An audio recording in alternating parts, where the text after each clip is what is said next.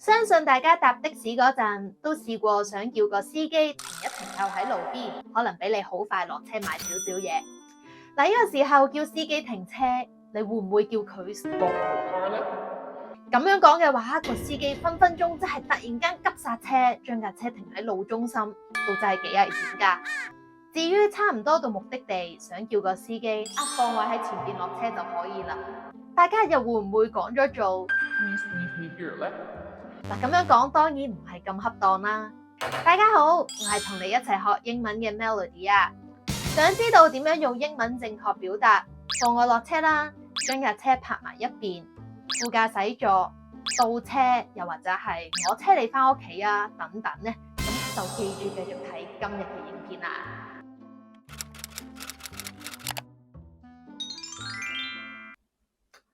Hey, can you stop the car? Whoa, is everything okay? Whoa. Yeah, I just wanted to get out here. But this isn't a safe place to stop.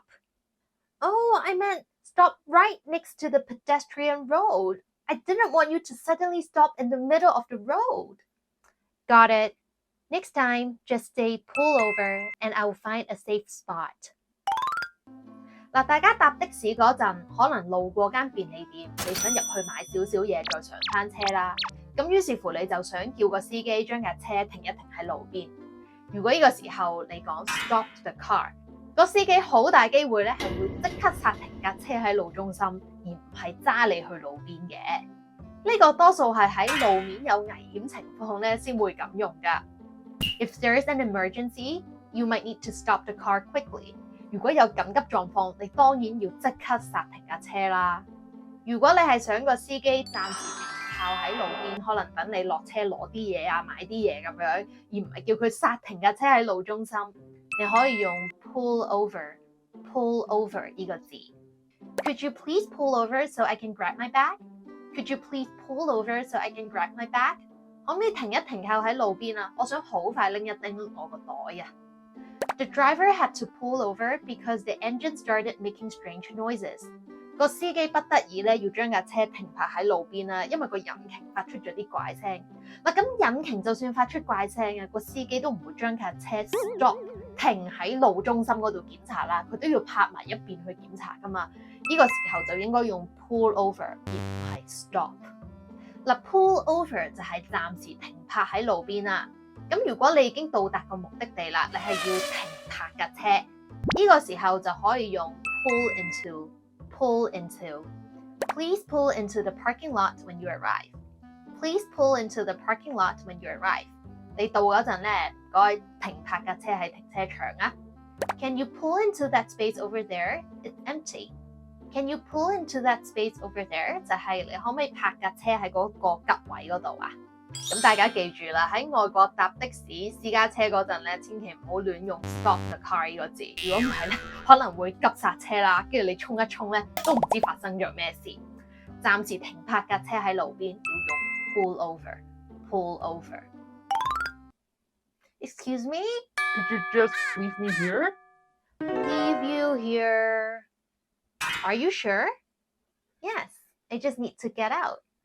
But this isn't a designated stop. I thought you wanted to go to the mall. No, I meant I want to get off here. Then I can walk to the mall on my own. Oh, I see what you mean. Leave me here sounded like you wanted to be abandoned. I will drop you off right here. 另外一個搭的士嘅常見狀況就係已經差唔多到目的地啦，咁你可能想同個的士司機講唔該你就咁放我喺度落車就可以啦。放我落車，好多人咧會直譯咗做 Please leave me here。咁但係其實咧就唔係好恰當嘅，因為 leave 呢個字咧就好似將你遺棄遺留咗喺嗰度，咁就唔係好表達到俾我喺呢度落車嘅嗰個意思。想表達喺某個指定地點落車，更加自然嘅表達係 Please drop me off here. Please drop me off here. Drop off。你可以同個司機講I'd like to be dropped off in front of the restaurant. I'd like to be dropped off in front of the restaurant. 唔該喺個餐廳前邊俾我落車啊。Please drop me off here. It's closer to my house. Please drop me off here. It's closer to my house. 就係講緊喺度放低我啊，唔該近我屋企多啲啊。喺呢度落車，你亦都可以講 I'll get off here. I'll get off here. 或者可以用我哋啱啱學嘅 pull over 停埋一邊俾我落車。Could you pull over here, please? I need to get out. Could you pull over here, please? I need to get out. 可唔可以泊喺呢邊等我落車啊？ Hey, I'll ride you home if you want. What do you mean by that? I just meant I can give you a ride back to your place. It sounded like You were saying something else. No. I just thought it would be nice to help out. Okay, just checking. Yeah, it's great if you can drive me home. 啊，我車你返屋企啊！呢句説話咧，譯做英文其實可以簡單講 I will drive you home。如果你唔小心講咗做 I will ride you home 咧，有啲人可能會覺得被冒犯㗎。點解咧？嗱，呢句説話嘅意思咧，就係我會騎住你返屋企。聽落係咪怪怪地？甚至有人會諗咩咗咧？不過大家放心，用 ride 嘅名詞咧係冇問題㗎。I will give you a ride home if you don't have a car. I can give you a ride home 就係我可以車你返屋企咁嘅意思。問人哋喂，你可唔可以車我去機場啊 ？Can you give me a ride to the airport？ 嗱，除咗 I will ride you home 之外咧，有啲人都會將我送你返屋企咧係誤譯咗做 I will bring you home 嘅。嗱 ，bring 呢個字咧，的確有帶嘅意思，不過講緊嘅係將對方帶去講嘢嗰個人嘅所在地啊。所以 I'll bring you home 咧，隱含嘅意思就係我會帶你返我自己屋企。例如想邀請朋友嚟自己屋企瞓，你可以講 If you need a place to stay, I can bring you home and you can sleep over。你可以喺我屋企留宿。嗱，有啲渣男咧就可能會同個女仔講啦 If you're tired,I can bring you home and we can watch a movie together。呢度講緊嘅咧就係個渣男咧，可能想帶個女仔返屋企啦，跟住就同佢一齊喺自己嘅屋企嗰度睇電影，咁就唔係單純咁樣咧想送個女仔返佢自己屋企啊。如果你係男仔，想正正經經送個女仔安全返到屋企，而唔想俾人當你係渣男嘅話咧，呢個時候你可以講 I will take you home. I will take you home.After our meeting, I will take you home since it's on my way. After our meeting, I will take you home since it's on my way. 喂，開完個會之後，我送你返屋企啦，反正都順路。You shouldn't worry about getting back. I will take you home safely. I will take you home safely 就係我會送你返你自己嘅屋企，好安全咁樣送到。Hey, can you drive the car backwards? Drive the car backwards? What do you mean?You know, like driving the car backwards while your car faces the front. You do that when you park the car. Oh, you mean just back it up? Drive the car backwards. 字面意思就係將架車向後行駛啦。咁樣嘅表達係有啲生硬啦，同埋唔係好表達到個車頭向前，而架車係向後褪嘅嗰個動作咯。咁倒車一個常見正式嘅講法就係 reverse。Please reverse the car into the parking space. Please reverse the car into the parking space. 咁你泊車嗰陣係倒後泊噶嘛，咁就會用到 reverse 呢個字。You need to reverse the car to make a U-turn here. You need to reverse the car to make a U-turn here. 你要倒車咧先可以喺度回轉嘅。除咗 reverse， 一個比較口語化嘅表達就係 back up。back up。咁呢個 back up 咧就唔係平時我哋做備份嗰個 back up， 而係倒車嘅意思。I need to back up the car when I missed the turn. I need to back up the car when I missed the turn. 我錯過咗轉彎嗰個位啦，所以咧我而家要褪一褪後架車先可以再轉嘅。Could you back up a bit? There's not enough room to pass.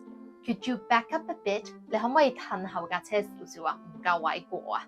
咁記住啦，倒車嘅英文咧就唔係 drive the car backwards， 你可以正式啲用 reverse， 或者口語化少少用 back up。Hey, can I sit in the seat next to the driver? The seat next to the driver? You mean the front passenger seat? Yes, that one. Oh, I thought you were talking about the driver's seat for a second. Just hop in then. Thanks, I appreciate it. 大家都知道駕駛座嘅英文係 driver's seat， 而當我哋講 passenger seat 嗰陣咧，多數都唔係講緊普通嘅乘客座位，而係講緊司機隔離嘅嗰個乘客位，咁即係副駕駛座。咁當然啦，如果你想再清晰少少，你可以講 front passenger seat 嘅。不過後邊嘅嗰啲乘客座位咧，我哋多數都會叫佢做 back seat。而副駕駛座嘅常見口語表達係 shotgun，佢嘅字面意思係獵槍。咁呢個用法嘅緣由就係好耐之前用緊馬車嗰陣，咁個馬夫咧咪兩隻手都要揸住條繩去控制隻馬嘅。咁治安唔好咧，就好驚啲人會上架車嗰度搶劫啦，或者傷害個司機啊。咁於是乎咧，司機隔離多數都會坐個人，跟住揸住把獵槍啦，咁就去保護司機同埋啲乘客嘅。咁而坐喺隔離嗰個人好明顯就係個副駕駛座啦。咁時至今日咧，咁就已經唔係揸緊馬車啦。不過我哋仍然會用 shotgun 咧去表達呢個副駕駛個位咯。坐喺副駕駛座英文就係 I'm sitting shotgun 或者係 I'm riding shotgun。Hey, do you mind if I ride shotgun? The back seat is too cramped for me。喂，你介唔介意我坐喺個副駕駛座啊？後邊實在太逼啦。想搶個副駕駛座嚟坐嘅時候，都可以講 call shotgun。Call shotgun. I called shotgun, so I get to sit in the front seat. I called shotgun 就係我已經霸咗啦，我已經話咗我要坐個副駕駛位啦，唔好同我爭啊！唔知大家學識未呢？記住啦，下次想落車咧就可以好自然咁講 Please drop me off here， 就唔好叫人 leave you there 啦，好似俾人遺留好慘咁樣啊！同埋咧，要喺路邊停車咧，好快買啲嘢咧，就唔好叫個司機 stop the car 啦。如果唔係無啦啦剎車咧，其實都幾危險㗎。大家仲有啲咩日常場景嘅英文想我拍片分享，都歡迎喺下邊留言話俾我聽啦。咁同埋提一提大家啦，除咗呢啲咁生活化嘅分享之外咧，如果大家有應試需要，我都有推出自己嘅 DSE 同埋 IELTS 精讀課程啦。咁全部課程咧都好濃縮嘅，咁會用最短嘅時間話俾你聽咧，有邊啲應試嘅技巧啦。咁你等你短時間內已經可以升 grade 啊。咁所有課程嘅第一個章節都係免費試讀啦，同埋有個免費 sample 俾大家下載翻先嘅。有興趣都歡迎 click 翻 info box 嘅 links 啊。如果你係第一次睇我嘅 channel， 我嘅 channel 主要係分享 DSE 同埋 IELTS 嘅讀書心得、考試技巧，有時都會分享英文小知識，或者就咁坐喺度同大家傾下偈、拍下 vlog。唔想錯過我之後分享嘅精彩內容，就記住訂閱我嘅 channel， 開埋隔離個鐘仔，亦都歡迎大家 follow 翻我嘅兩個 Instagram。好，今日嘅分享就嚟到呢度。I'm Melody and thanks for watching. See you guys next time. Bye!